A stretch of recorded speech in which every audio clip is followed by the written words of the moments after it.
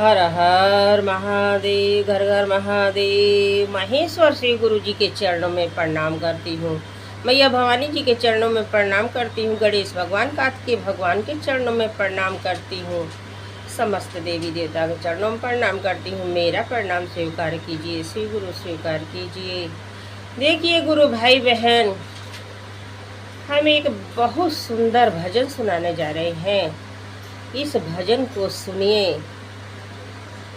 कि बाबा का रूप सबको सुहाना लगता है और कितना सुंदर लगता है, कितना अच्छा लगता है।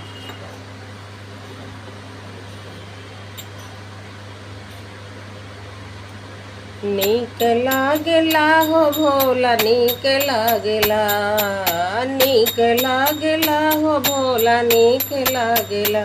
भोला रूपवा तोहार बड़ा नीक लागेला, रूपवा तोहार बड़ा नीक लागेला।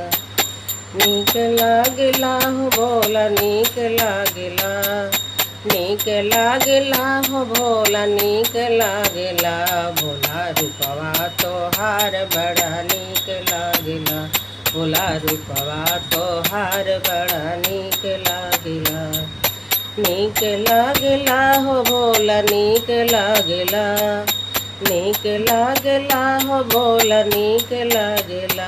भोला रूपवा तोहार बड़ा नीक लागेला, रूपवा तोहार बड़ा नीक लागेला।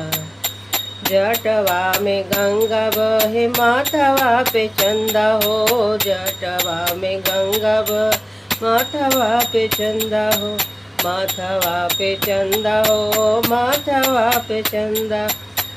बाबा सांफवा के माला बड़ा नीक लागेला, बड़ा सांफवा के माला बड़ा नीक लागेला। नीक लागेला हो बाबा, नीक लागेला, नीक लागेला हो बाबा, नीक लागेला। बाबा रूपवा तोहार बड़ा नीक लागेला, भोला रूपवा तोहार बड़ा नीक लागेला, रूपवा तोहार बड़ा नीक लागेला। कमर में घुघुरुआ बाबा मृग छलवा, कमर में घुघुरुआ बाबा मृग छलवा। बाबा बिछुअन का कुंडल बड़ा नीक लागेला, बाबा बिछुअन का कुंडल बड़ा नीक लागेला। नीक लागेला हो बाबा, नीक लागेला, नीक लागेला हो बाबा, नीक लागेला। बाबा रूपवा तोहार बड़ा नीक लागेला, भोला रूपवा तोहार बड़ा नीक लागेला।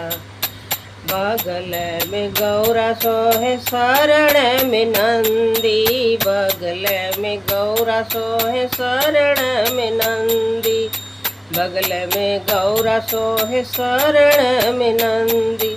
बाबा गोदी में गणेश बड़ा नीक लागेला, बाबा गोदी में गणेश बड़ा नीक लागेला। नीक लागेला हो बाबा, नीक लागेला, नीक लागेला हो भोला, नीक लागेला। बाबा रूपवा तोहार बड़ा नीक लागेला, बाबा रूपवा तोहार बड़ा नीक लागेला। नीक लागेला हो बाबा, नीक लागेला, बाबा रूपवा तोहार बड़ा नीक लागेला। पौआ में खरौआ सोहे, हाथ में त्रिशूलवा, पौआ में खरौआ सोहे, हाथ में त्रिशूलवा। डिम डिम डमरुआ बाज नीक लागेला, बाबा हाथ में डमरुआ बाज नीक लागेला। नीक लागेला हो बाबा, नीक लागेला, नीक लागेला हो बाबा, नीक लागेला।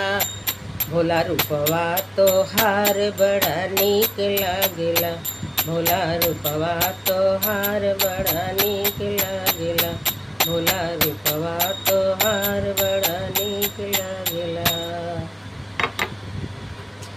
गुरु भाई बहन, ये भजन पसंद आया हो तो मेरे वीडियो को लाइक करें, शेयर करें, सब्सक्राइब कर लें।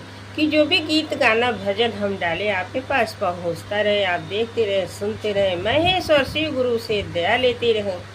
नमः शिवाय।